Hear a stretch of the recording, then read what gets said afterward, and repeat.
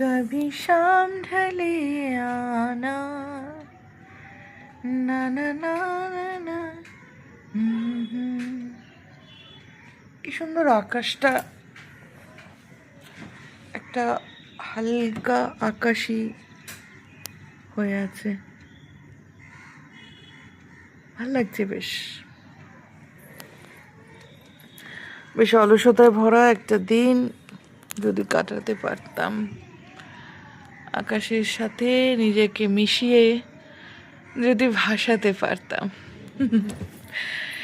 কিন্তু হায় রে সময়, আমরা তো মানুষ, আমাদের এইসব কি আর আসে, আমাদের এইসব আসতে নেই।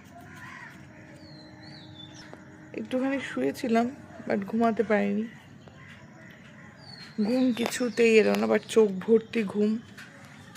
এখন 6:30 বাজে, চোখ ভর্তি ঘুম, কিন্তু ঘুমাতে পারিনি। অ্যাজ ইউজুয়াল শুভ সন্ধে। চা খাবো, ইচ্ছা আছে চাই খাবো, না কফি খাবো। ছেলে ওদিকে আমার সন্ধে দিচ্ছে, টুকটুক করে জল ভরেছে। চল আমি ধরিয়ে দিচ্ছি, লাইটটা আমি ধরে দিচ্ছি। সন্ধে দিচ্ছে ও এখন। ধরানোর চেষ্টা করছিলাম কিন্তু এটা হচ্ছিল না। আচ্ছা চলো সন্ধেকে দেখিয়ে দিই আমাদের বাড়ির নামক্ষম সদস্যদের।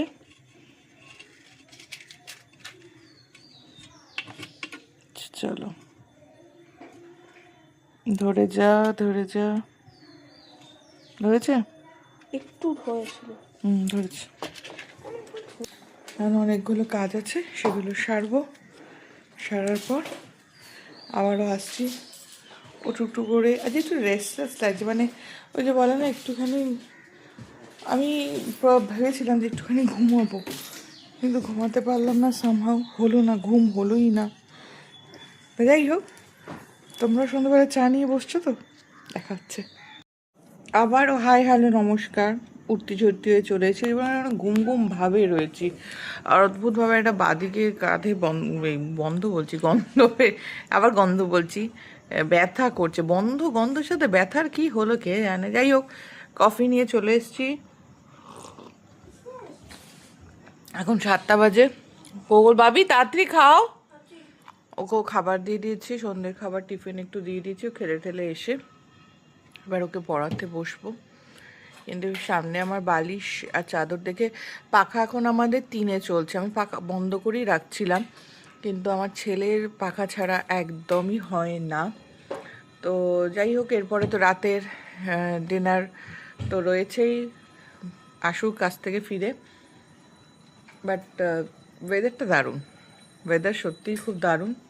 ওই যে বললাম, এই ওয়েদারে অবকাশ মনে, একলা আকাশে, নিজের সাথে খানিক তোমার চা বা কফির সাথে নিজের অনেক কথাগুলো নিয়ে নাড়াচাড়া ঘটা এবং তার মধ্যে কিছুটা রং মিশিয়ে দেওয়া।